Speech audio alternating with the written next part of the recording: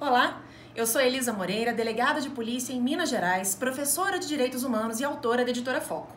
A nossa ideia aqui na Semana Jurídica é trazer temas palpitantes importantes aos concursos públicos e aos seus estudos de modo geral.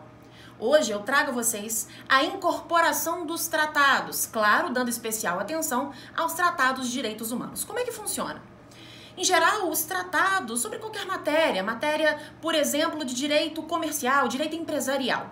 Em geral, esses tratados seguem a paridade normativa com as leis ordinárias federais. Ocorre que nós temos duas exceções. A primeira delas, presente no artigo 98 do Código Tributário Nacional, que nos diz que os tratados em matéria tributária ou alteram, modificam ou revogam a legislação existente. Mas o que interessa a nós mesmo aqui, nesse bate-papo rapidinho que a gente tem, é falar sobre os tratados internacionais que versem sobre direitos humanos. Segundo o Supremo Tribunal Federal, esses tratados são incorporados à nossa ordem jurídica de duas maneiras.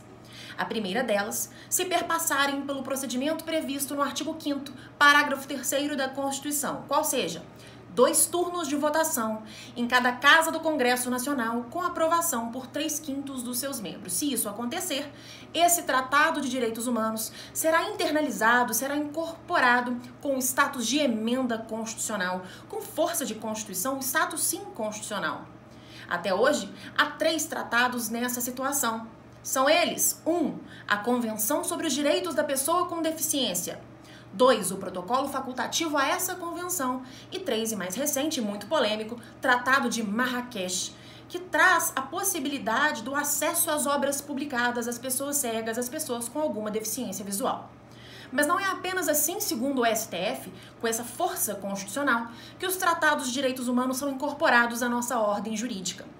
Há também uma segunda maneira, que é com status supralegal, ou seja, abaixo da Constituição, naquela pirâmide normativa de Kelsen, abaixo da Constituição e acima da legislação em geral.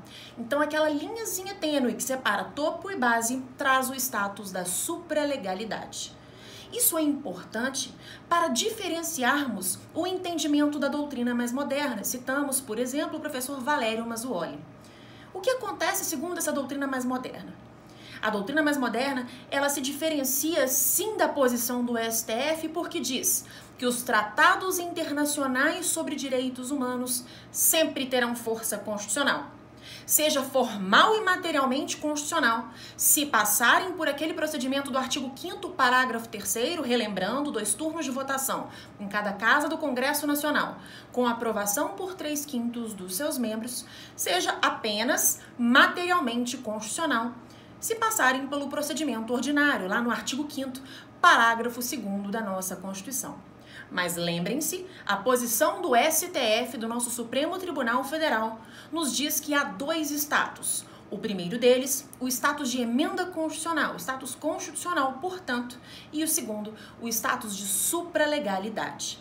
Isso também é importante para a gente fechar o nosso bate-papo de hoje, para falarmos de algumas restrições que foram vistas ao longo do tempo e que trouxeram essa tese da supralegalidade.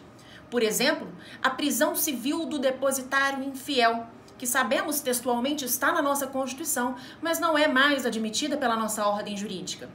Isso se dá por conta do efeito paralisante, disse o STF.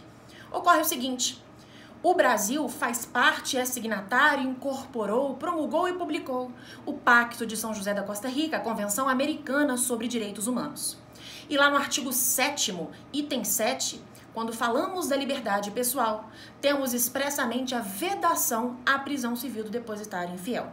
Veda-se nesse dispositivo a prisão civil que não seja do devedor de alimentos. Portanto, a nossa legislação, a nossa ordem jurídica viu-se no impasse. De um lado, o texto constitucional garantindo, ou melhor, trazendo a possibilidade da prisão civil do depositário infiel. De outro, um mecanismo internacional que versa sobre direitos humanos, do qual o Brasil faz parte pelo Decreto 678 de 92, o Pacto de São José da Costa Rica, vedando expressamente. O STF, em conclusão, entendeu pelo efeito paralisante. É como se, de fato, fazendo uma comparação tosca, mas que é interessante para sua prova, para os seus estudos, é como se viesse um raio mesmo paralisante naquele dispositivo da Constituição e congelasse aquilo que lá está previsto sobre a prisão civil do depositário infiel. Assim foi entendido. Temos, inclusive, na nossa ordem, a súmula vinculante 25. Perfeito? Eu espero que em breve nos encontremos novamente. Um grande abraço e bons estudos!